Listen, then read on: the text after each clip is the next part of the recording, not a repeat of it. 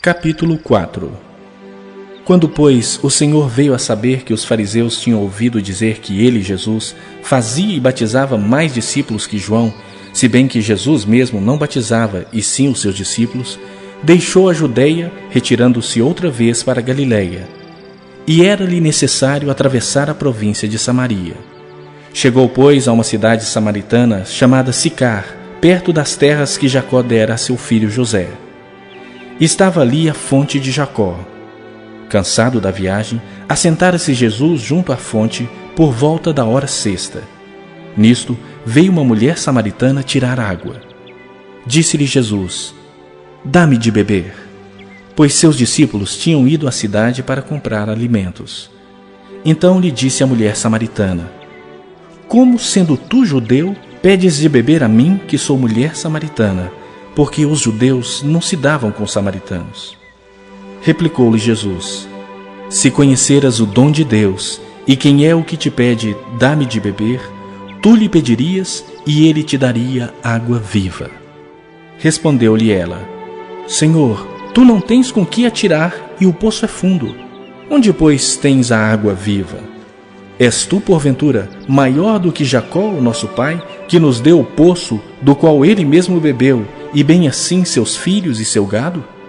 Afirmou-lhe Jesus: "Quem beber desta água tornará a ter sede. Aquele, porém, que beber da água que eu lhe der, nunca mais terá sede. Pelo contrário, a água que eu lhe der será nele uma fonte a jorrar para a vida eterna." Disse-lhe a mulher: "Senhor, dá-me dessa água para que eu não mais tenha sede, nem precise vir aqui buscá-la."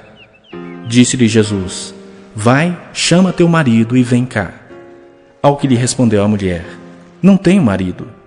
Replicou-lhe Jesus: "Bem disseste, não tenho marido, porque 5 maridos já tiveste, e esse que agora tens não é teu marido.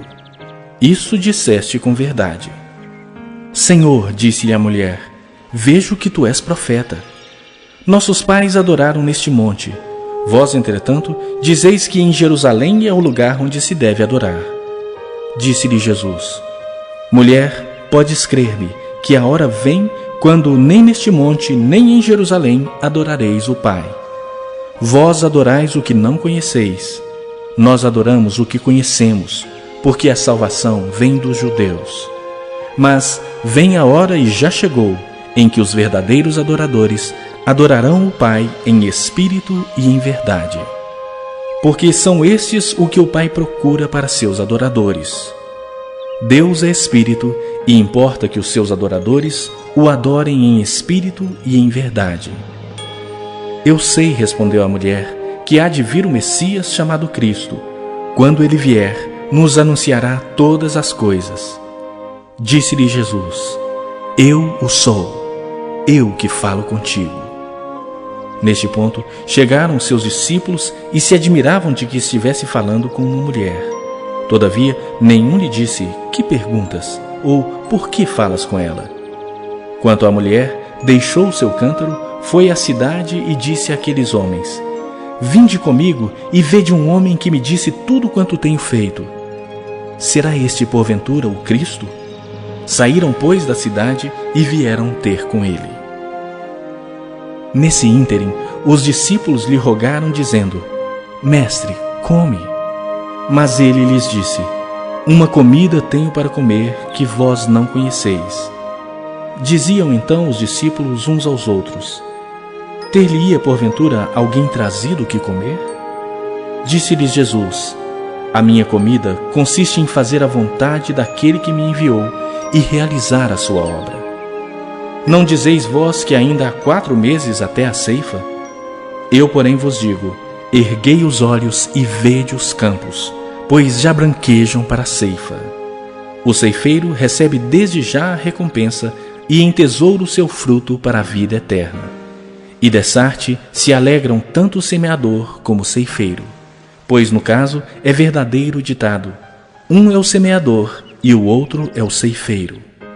Eu vos enviei para ceifar o que não semeastes. Outros trabalharam, e vós entrastes no seu trabalho."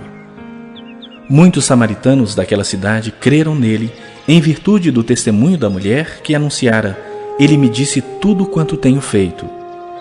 Vindo, pois, os samaritanos ter com Jesus, pediam-lhe que permanecesse com eles.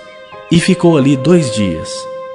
Muitos outros creram nele por causa da sua palavra, e diziam à mulher: já agora não é pelo que disseste que nós cremos, mas porque nós mesmos temos ouvido e sabemos que este é verdadeiramente o Salvador do mundo.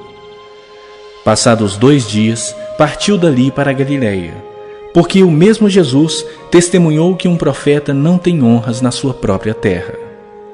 Assim, quando chegou a Galiléia, os galileus o receberam, porque viram todas as coisas que ele fizera em Jerusalém por ocasião da festa, a qual eles também tinham comparecido. Dirigiu-se de novo a Caná da Galiléia, onde da água fizera vinho. Ora, havia um oficial do rei, cujo filho estava doente em Cafarnaum. Tendo ouvido dizer que Jesus viera para a Galiléia, foi ter com ele e lhe rogou que descesse para curar seu filho, que estava à morte. Então Jesus lhe disse: se porventura não virdes sinais e prodígios, de modo nenhum crereis. Rogou-lhe o oficial: Senhor, desce, antes que o meu filho morra. Vai, disse-lhe Jesus, teu filho vive. O homem creu na palavra de Jesus e partiu.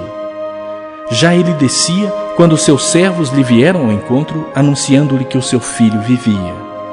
Então indagou deles a que hora o seu filho se sentira melhor. Informaram: ontem, à hora 7ª, a febre o deixou. Com isso, reconheceu o pai ser aquela precisamente a hora em que Jesus lhe dissera: teu filho vive. E creu ele e toda a sua casa. Foi este o segundo sinal que fez Jesus depois de vir da Judeia para a Galiléia.